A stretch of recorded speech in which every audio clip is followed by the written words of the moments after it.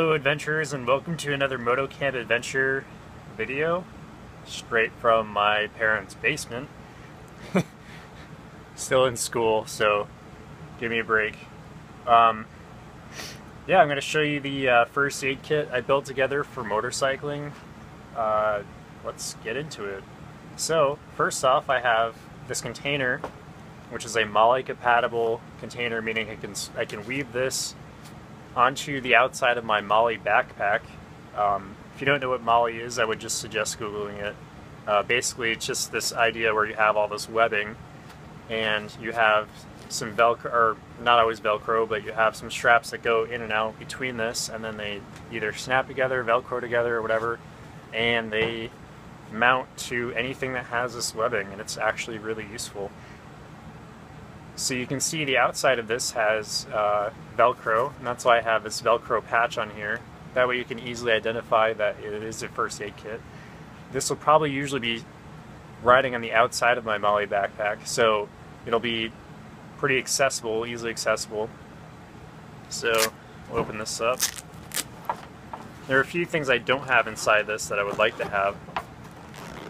Basically, I don't have them because of size constraints. Size and weight constraints.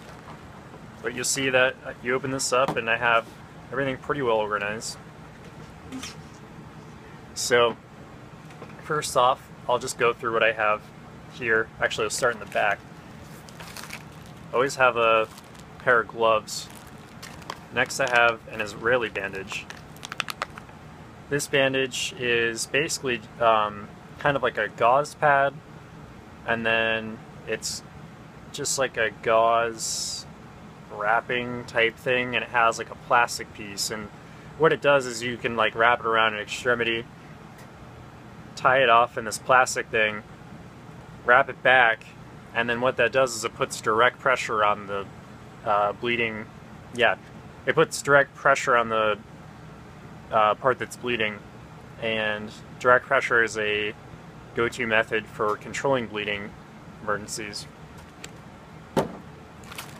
Leave everything out once I go through it. Now you're looking at this and you're saying, why do you have Gatorade things? Any type of electrolyte thing is good to keep in your first aid kit in case anyone has diarrhea, actually. So if you are in the backcountry, you're filtering water, your filter doesn't tend to work well, or I don't know, something gets through the filter and you have diarrhea, that's not fun. It also helps if you were throwing up too, obviously. So I have 2 of those just in case.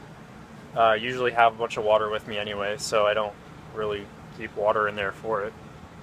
Next thing is sunscreen. This is pretty useful mainly for backpacking, I think, or even just hiking in general. I think for motorcycling it's probably not completely necessary, assuming you're wearing all of your gear. Next I have some artificial tears, basically just like eye drops in case I gotta flush out someone's eye or my eye if I get some crap in it or whatever. It's just always good to have. I've got some wound dressing, Amerigel. Don't get wrapped up about the specific brands of everything in here. You can pretty much substitute anything with anything else. This is kind of more of a, not as much a first aid emergency, but it's kind of just to keep any wound moist to help it heal. Next I got these trauma shears. I got these on Amazon for like 13 bucks I think, and I don't know who makes them. What does this say? Clauss Titanium, C-L-A-U-S-S. I guess if you look that up you could probably find it. They're pretty good. I recommend you have some type of way to cut clothing if you need to. I've definitely seen it used in the field, especially in motorcycle accidents where like you have, say like, I don't know, you just gotta get to a wound quickly.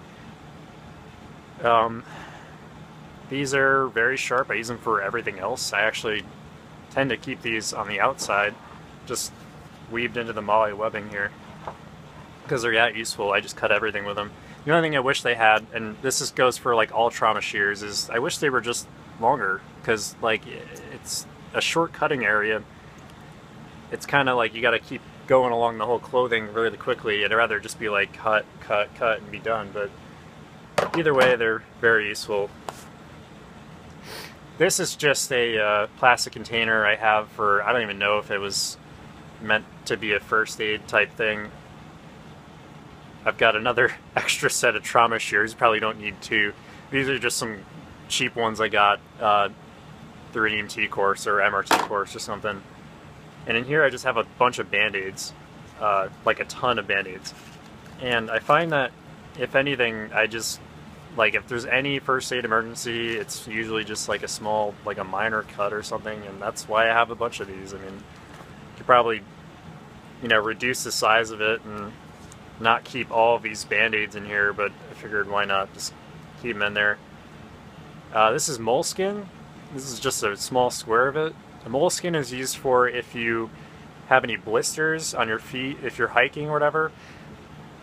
I would suggest, if you are doing some hiking and camping and stuff, just have some of this on you. And basically it's just like almost like a felt material, and it's a little bit of padding, and it allows for your blister to basically not rub against whatever area that it's rubbing against. And the way you use it is to kind of cut out an area where your blister is, and then this kind of surrounds and makes almost like a you know, it fills in the space almost around it, and that way your blister isn't constantly rubbing. This is just another little pack of sunscreen, SPF 15. I would suggest just having something this small if you can. I wouldn't suggest bringing that whole thing. I just have that whole thing because why not? I have it, it fits. Unless, of course, you're talking about size and weight considerations. This is just a bigger Band-Aid. And this is some first aid guide, which I'm actually didn't even know was in there. It's actually might be useful. Moving on, I got a triangle bandage. That's good for if you need to do any type of arm immobilization. You know, if you break your arm or shoulder or something like that, you can tie this around. And if you look up on, you know, there's probably a bunch of videos on YouTube all over the place to find out how to do that. That's good to know. I've got some Q-tips just rolled up in a bag. I don't know whenever that's going to be necessary. Figured why not just have a few and keep them waterproof.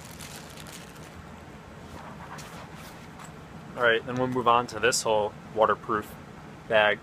I would suggest just keeping everything that should be waterproof in some type of container that would be at least water resistant, unless your whole container is water resistant, and that's obviously more beneficial. Let me clear out this area quick. Alright, so this is some more major bleeding stuff mainly. Again, don't get too caught up about brands.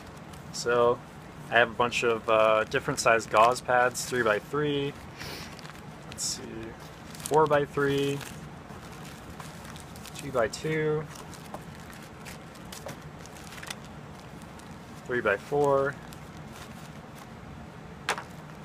and I got these gauze bandage rolls. Got some massive combine pads, 8x10. These are good for major bleeding emergencies, and I would suggest keeping something like this if you're going to go motorcycling. I would say it's probably a really good idea to have something for major bleeding emergencies. Here's some other pads. And then lastly you have an adhesive, like a waterproof tape, and that's good to keep any of the gauze on there if you need to. Alright, some things that aren't in the bag, and I will have on me if I'm motorcycling. I have this Splint. Again, you don't have to get specifically a Splint. I've heard the other ones work fine. I got this for like 11 bucks on Amazon recently. What it is basically it's got a bunch of aluminum in it, and you can form it. And the idea is, I don't know if you can see that, but it forms around, like say you broke your ankle or whatever, it forms around your leg and it can go all the way around the ankle, and then you just strap it on there somehow, something. So it's really good for arms, legs, obviously stuff that you would break. Duh. But it gets pretty small, packs pretty small. And it's actually really lightweight, and I would not hesitate to bring this backpacking, which kind of tells you how light it is. Another thing I would definitely have is a flashlight.